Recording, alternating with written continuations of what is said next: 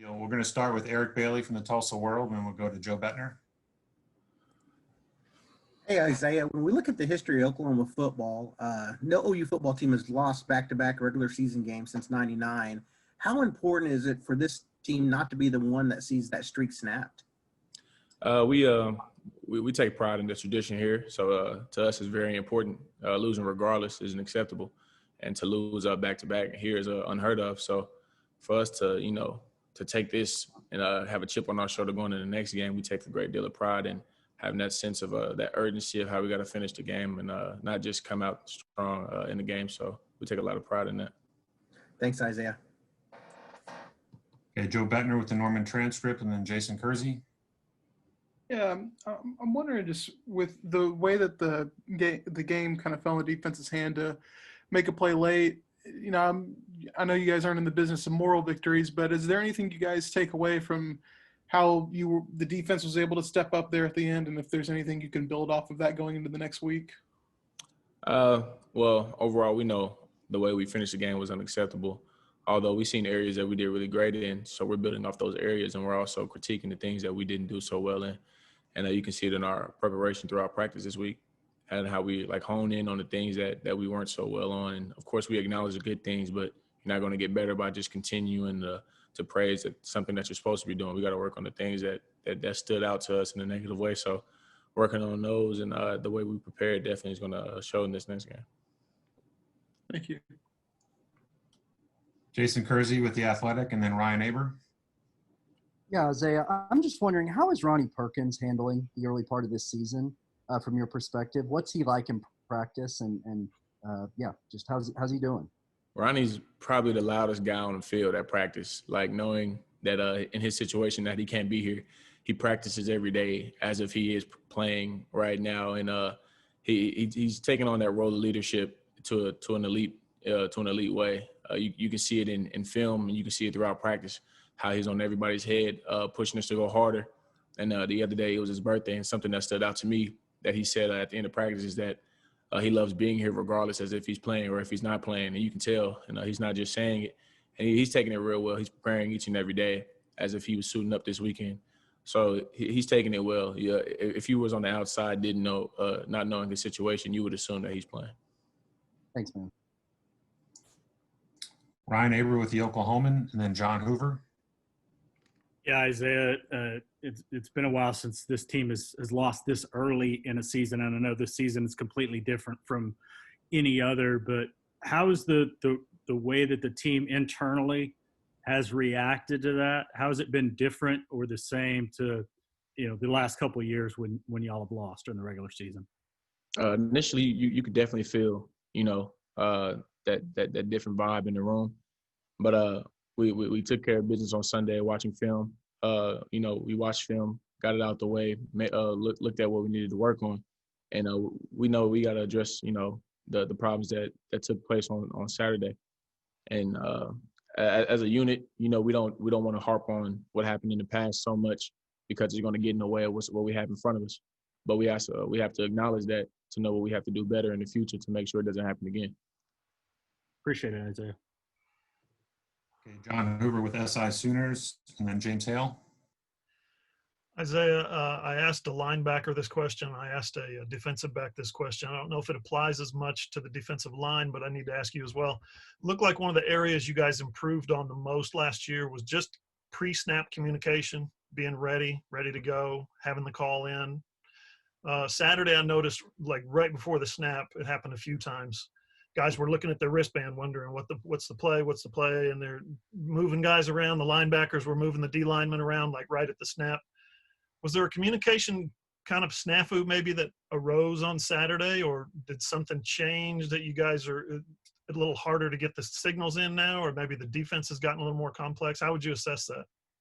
I wouldn't say it's anything that's new or anything that's changed. I just think in the heat of the moment with the momentum that K-State had and the type of urgency that they were having in that possession in those particular situations, I think that everyone was thinking too much, and they were more so worried about what they had to do instead of relaying the call to everyone else. So it was more of a team communication thing on our side. From my perspective of it, being the D line, I wasn't exactly sure on what was going on behind me, But I know from my perspective, it was more so thinking on too much on what to do, opposed to looking back, getting the call, hearing what it was, whether we had to move left or move right. So I just think it was in the heat of the moment, not focusing in on everything and trying to focus on more so something that applied to you, but not the bigger picture. So I think that's what it was. I see. Okay. Thank you for your time. Appreciate it. Yes, sir. Okay, we'll go to James Hale with KREF and then Kerry Murdoch. Hi, Isaiah. Hope things are going well. You played defensive tackle. You moved back to defensive end, against Kansas State. Is that more comfortable for you? And you guys got to start generating a pass rush. Talk about the pass rush, where it's at, and you got a pretty good quarterback who's going to be throwing the ball on Saturday in Brock Purdy. So, what about getting after him? To start off, initially me playing D tackle and me playing D end, I'm comfortable with both. I mean, whatever to get our team the best opportunity to win, the best opportunity to be productive on defense, I don't mind playing. I'm comfortable in both positions, in both situations. I think in both positions I have an advantage. And you address the pass rush, which is something we know we need to do better on, especially in this game against this a well quarterback, obviously. And we addressed that in film, and we also harped in on it. Coach is on us hard about it. Perk is on us hard about it as well. So we definitely know what we have to do this weekend, and last week was unacceptable for us. So as a group, as a unit, we talked about it. We're working on it, practicing on it, and I'm pretty sure that these guys are locked in and focused on the task in hand to get a pass rush, not just focusing on stopping the run game. Thanks, Isaiah. Okay, Kerry Murdoch with Sooner Scoop and WWOS, and then Parker Thune. Isaiah, along with that, just not having Ronnie right now, and then losing, and not really having Jalen Redmond this fall. How much, talk has there been, kind of just motivating other guys about how important it is, to have a pass rush presence? I know Nick is there, but it just seems like, you really have to challenge guys to kind of come up and make up for some of what you guys are missing right now. Yeah, the talks in the room and the talks out there on the field are definitely honed in on that pass rush, because we have to get it to win games, and we have to get it to put our DBs in the best situation, get past deflections and interceptions. And also we've been talking about it, but like Buki said, talk is cheap.